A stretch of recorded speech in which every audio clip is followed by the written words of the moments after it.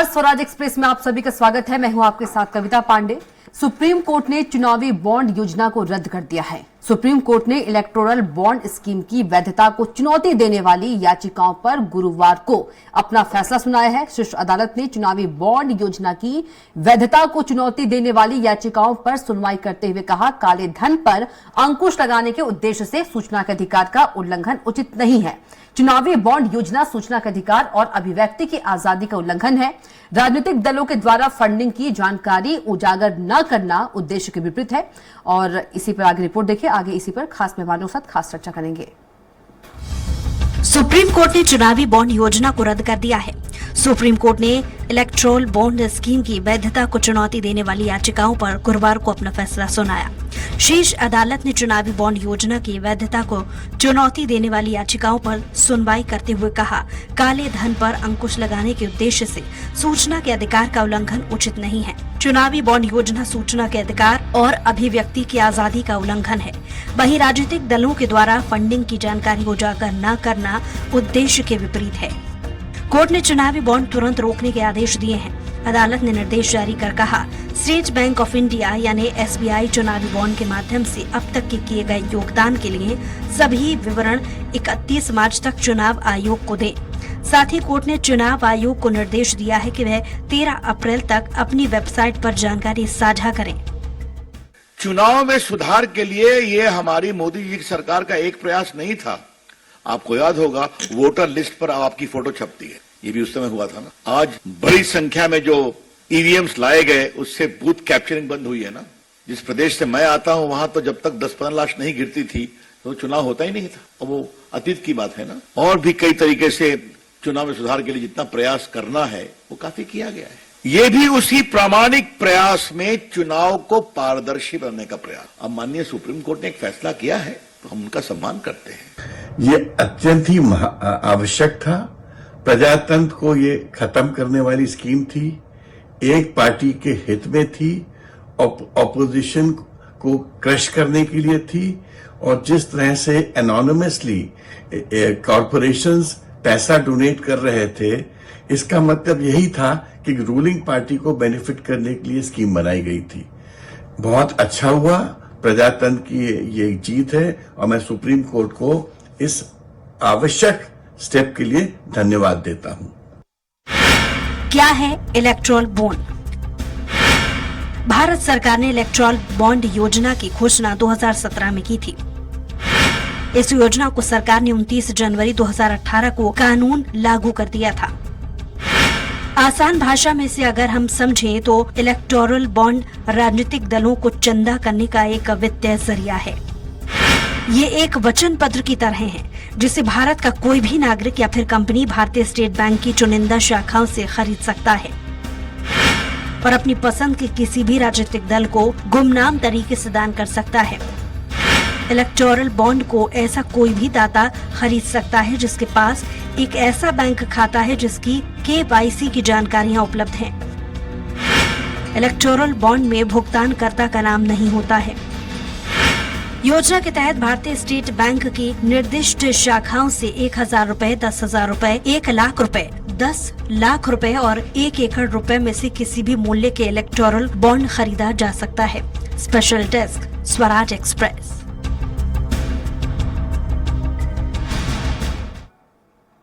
तो चुनावी बॉन्ड और सुप्रीम रोक, आज का हमारा यही मुद्दा है और आगे अब इसी पर चर्चा करेंगे। अलमास सलीम कांग्रेस प्रवक्ता हमारे साथ जुड़ गए हैं, आकाश राय बीजेपी नेता हमारे साथ जुड़ गए हैं, दिवदत्त दुबे जी वरिष्ठ पत्रकार है। आप तीनों को चर्चा में बहुत ही स्वागत है। सबसे पहले बीजेपी नेता आकाश राय के पास चलेंगे। आकाश राय जी, चुनाव के ठीक पहले सुप्रीम कोर्ट ने इलेक्टोरल जो बॉन्ड है उसे असंवैधानिक करार दिया है, किस तरह से देखते हैं?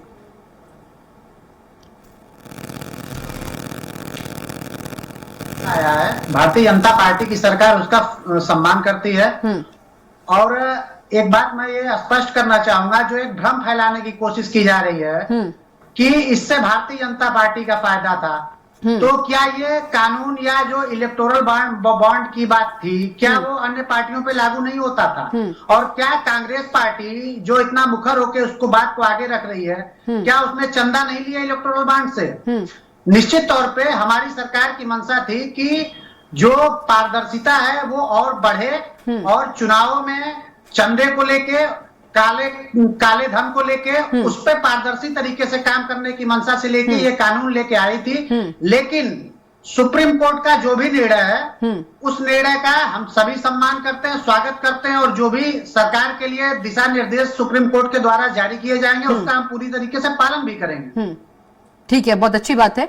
अलमाज जी भी हमारे साथ है, कांग्रेस प्रवक्ता जी। अलमाज जी, सुप्रीम कोर्ट ने गुरुवार को केंद्र सरकार के इस बॉन्ड को रद्द कर दिया है, किस तरह से देखते हैं?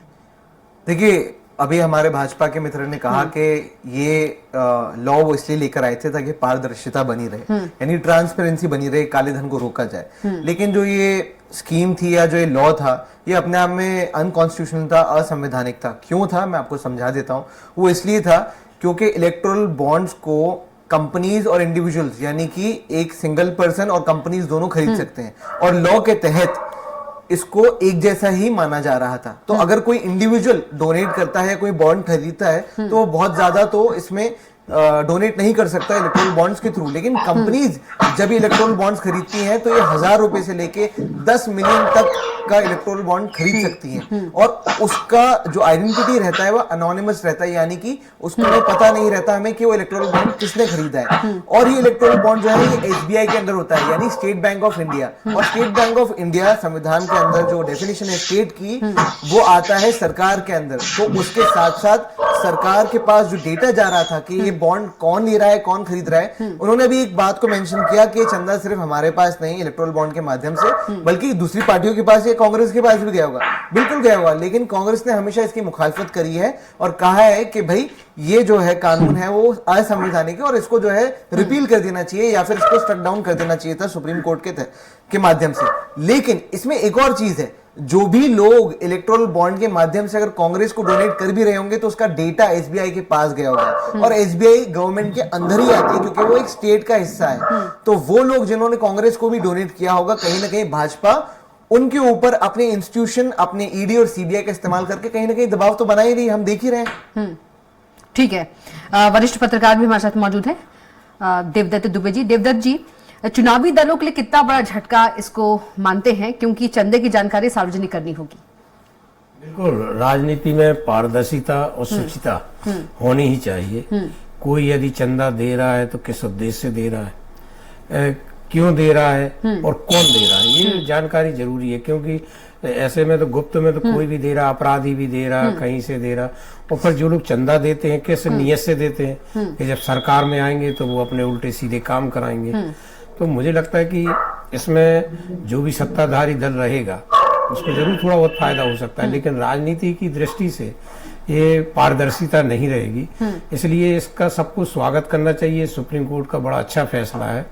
सब कुछ सार्वजनिक होना चाहिए क्योंकि आप सार्वजनिक जीवन में जीते हैं राजनीति में, और आपकी साख भी इसी पे है कि आप जितना पारदर्शिता के साथ काम करें, बिल्कुल, और काला धन ना लेके एक स्वच्छ धन लें, तो जिससे आपकी पार्टी भी अच्छा काम करे, आप किसी के दबाव में न रहे। तो मुझे लगता है कि ये फैसला बहुत पहले आ जाना था।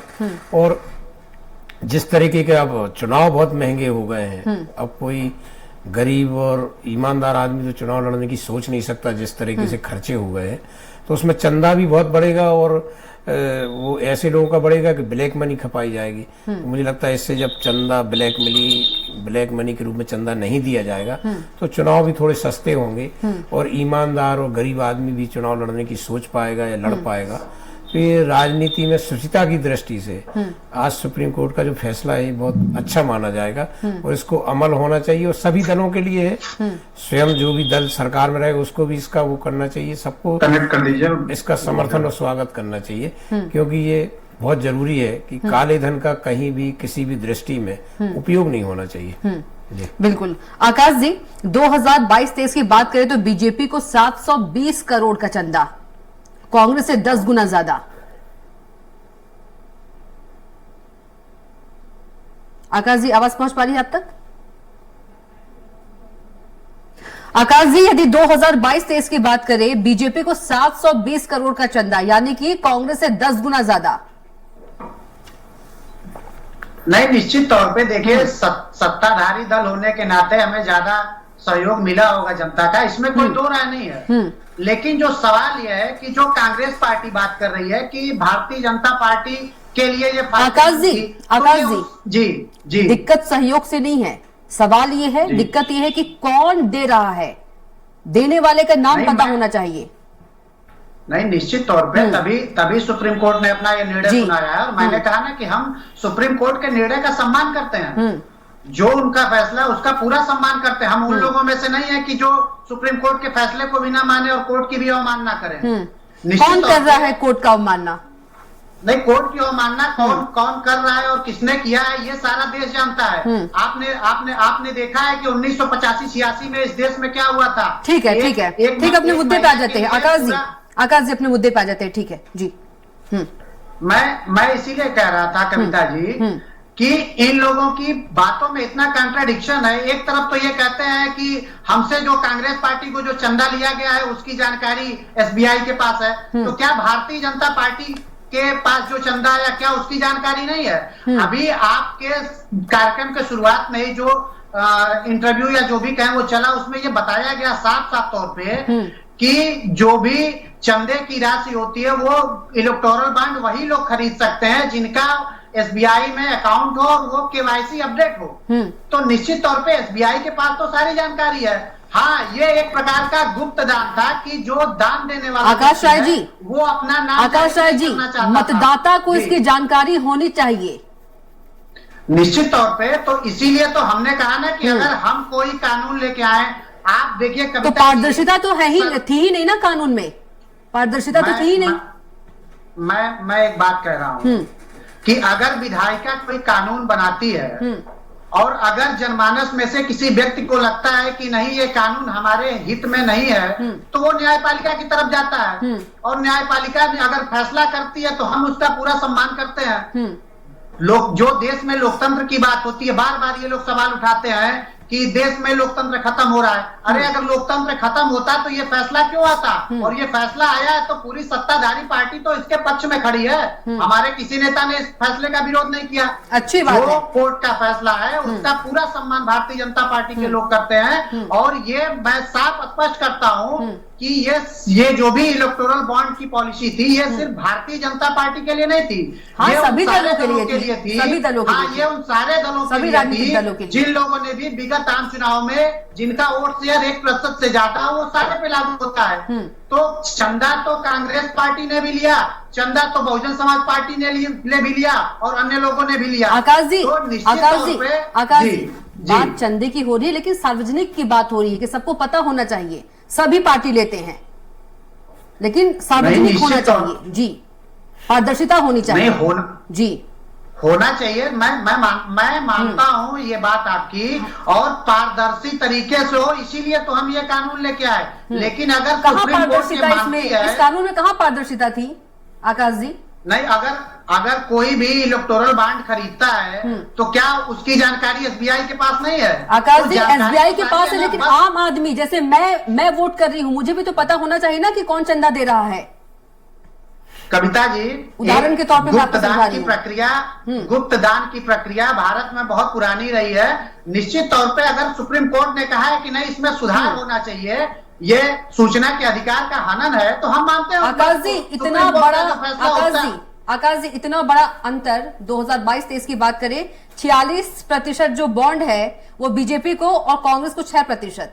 तो कहने में तो सिर्फ इतना है कि पता होना चाहिए कि कौन दान कर रहा है। आप दान की बात कर रहे हैं, चंदा की बात कर रहे हैं।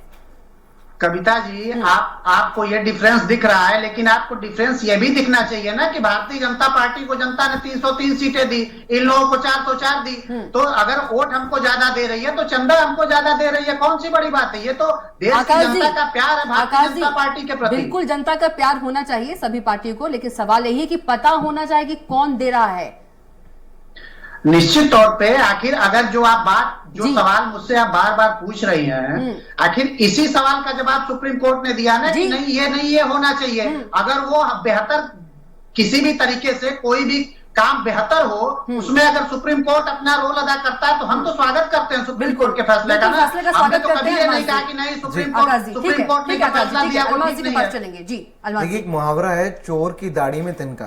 मैं समझ सकता हूं कि कैसे आकाश जी और भारतीय जनता पार्टी नहीं, के ये तो नेताओं सम्मान कर रहे का हैं फैसले का, नहीं, मैं सम्मान कर रहे हैं। फैसले का सम्मान कर रहा हूं, लेकिन मैं इधर चोर की दाढ़ी में नहीं, तिनका बीजेपी तो इसलिए- सम्मान कर रही है। ठीक है, सम्मान कर रही है, कह रही है सम्मान कर रही है, लेकिन अभी सुप्रीम कोर्ट ने इसी फैसले के तहत सारी पार्टियों को जो अब तक डोनेशन हुआ है उसकी इंफॉर्मेशन कोर्ट में जमा करने को कहा है। मुझे लगता नहीं है कि अभी तक आकाश जी ने शायद फैसला पूरी तरीके से पढ़ा है, बट चूंकि मैं खुद एक एडवोकेट हूं तो मैं बात कह रहा हूं कि अभी सुप्रीम कोर्ट ने आदेश दिया है कि जितनी भी पार्टीज हैं, चाहे वो कांग्रेस पार्टी हो, भारतीय जनता पार्टी हो, उनको ये सुप्रीम कोर्ट में अपनी इंफॉर्मेशन देनी होगी, सूचना देनी होगी कि उन्हें किस किस ने अब तक डोनेशन दिया और ये डोनेशन कहां से आया, ये डोनेशन का आधार क्या है। अब देखिए, कांग्रेस पार्टी को डोनेशन आया, उन्होंने कहा बिल्कुल आया, और हम ये कोर्ट में जमा करने को भी तैयार हैं कि हमें डोनेशन कहां से आया, लेकिन हमारा डोनेशन का जो प्रतिशत है, आपने बोला वो सिर्फ 6% है, जबकि भारतीय जनता पार्टी का प्रतिशत आधे से भी ज्यादा है, 46 है। इसका मतलब यह है कि भारतीय जनता पार्टी को ये कोर्ट में जमा करना पड़ेगा, ये कोर्ट को सूचना देनी पड़ेगी कि डोनेशन कहां से आया, और चूंकि डोनेशन अनोनिमस था, यानी कि ये डोनेशन किसने किया इसकी जानकारी मतदाताओं को नहीं गई, ये भी उन्हें बताना पड़ेगा कि इसका सोर्स क्या है। तो भारतीय जनता पार्टी का गला इसलिए सूख रहा है क्योंकि जो आज तक कांग्रेस ये क्लेम करते हुए आई है कि भारतीय जनता पार्टी अडानी बाद में जी, देखिए, आज तक जो कांग्रेस पार्टी क्लेम करते हुए आई है कि भारतीय जनता पार्टी और अडानी दोस्त हैं, वो इसलिए करती हुई आई है क्योंकि इन्हें काफी सारा चंदा अडानी से भी गया है, और ये दूध का दूध और पानी का पानी हो जाएगा जब कोर्ट इनसे आदेश करके जो मंगाया है, जैसे ही कोर्ट में सबमिट करेंगे अपनी इंफॉर्मेशन को कि इनका चंदा कहां से आया, तो ये जनता को साफ साफ पता चल जाएगा कि अडानी के और भारतीय जनता पार्टी के क्या रिश्ते हैं। ठीक है, देवदत्त जी आऊंगी, आकाश जी आऊंगी। देवदत्त जी क्या कुछ कहेंगे आप? देखिए, बात वही है कि इसमें सभी को स्वागत करना चाहिए और अमल करना चाहिए, क्योंकि राजनीति में जो लोग काम करते हैं उनकी पारदर्शिता होनी चाहिए, दल की भी और व्यक्तिगत जनप्रतिनिधि की भी। और मुझे लगता है सुप्रीम कोर्ट ने फैसला बड़े सोच समझ के दिया होगा, अन्यथा तो जब गुप्त रहना है तो कोई भी किसी को भी, और ये नहीं वो सत्ताधारी दल को ज्यादा देते हैं लोग चंदा क्योंकि उनके काम होते। आज भाजपा है, कल कांग्रेस भी सत्ता में आ सकती, तो उनको भी ज्यादा मिलेगा। तो इसलिए ये नहीं सोचना चाहिए कि आज कौन सत्ता में, कल कौन आएगा, कल कौन नहीं रहेगा। ये सभी के लिए एक समान सही तो सही होता है। तो ये बिल्कुल जो फैसला हुआ है वो सही फैसला हुआ है, और उसमें सबको अमल और सबको स्वागत करना चाहिए, क्योंकि आखिर पारदर्शिता तो होनी चाहिए। कोई पैसा ऐसे नहीं देता है, या तो अपने गलत काम छिपाने के लिए या भविष्य में करवाने के लिए, क्योंकि आप देखते हैं कि आजकल धार्मिक कार्यक्रम में भी चंदा देते हैं तो लोग उनसे ही फायदा उठाने की कोशिश करते हैं। ये जो स्वार्थ की दुनिया जो हावी हो गई है, उसमें मुझे लगता है कि इस तरह की पारदर्शिता जरूरी है, और सबके हित और सबके विकास के लिए भी जरूरी है। सुप्रीम कोर्ट का फैसला बहुत अच्छा है और सभी दलों को इसको स्वागत के साथ साथ इस पर अमल करना चाहिए। ठीक है, आकाश राय जी आप कुछ कह रहे थे, कहिए। जी, मैं जी आकाश जी। कि आप लोग जब ये बात कहते हैं ना सुप्रीम कोर्ट के बारे में, तो आप लोगों ने तो कभी सुप्रीम कोर्ट की बात मानी ही नहीं, सुप्रीम कोर्ट के फैसले का कभी सम्मान नहीं किया। मैं एक छोटा सा उदाहरण देके बताता हूँ। उत्तर प्रदेश में 1981 और 89 के बीच में कांग्रेस पार्टी की सरकार थी, और यूपीएसआरटीसी के बसों का इन्होंने लगभग 2.66 करोड़ रुपए बकाया लगाया। इलाहाबाद हाई कोर्ट ने भी इनसे कहा कि आप ये पैसा चुकाइए, ये नहीं माने। सुप्रीम कोर्ट ने कहा तब भी ये नहीं माने, और अभी तक इन्होंने पैसा नहीं चुकाया। और ये अडानी जी की बात कर रहे थे, तो कविता जी इनसे पूछिएगा कि अभी चंद दिनों पहले, बहुत ज्यादा नहीं, सिर्फ 15 से 20 दिन पहले की बात है, अभी इनकी तेलंगाना की सरकार ने अडानी जी के साथ MOU साइन किया है कि नहीं किया है। तो आप झूठ मत बोलिए। भारतीय जनता पार्टी की सरकार सदैव से संविधान को मानती है, देश के लोकतंत्र को मानती है, और भारत की बेहतरी के लिए जो भी कदम उठाने होते हैं हम उठाते हैं। और अगर सुप्रीम कोर्ट ने कोई निर्णय लिया है तो सदैव से भारतीय जनता पार्टी उसका सम्मान करती है, क्योंकि हम जी असलम जी माफी देगा, अलमाज जी कह रहे थे अभी कि बीजेपी को जानकारी देने में गला सूख जाएगा आप लोगों का। नहीं कोई नहीं। मैंने कहा ना कि जो भी सुप्रीम कोर्ट का डायरेक्शन है पूरी तरीके से हम पालन करेंगे।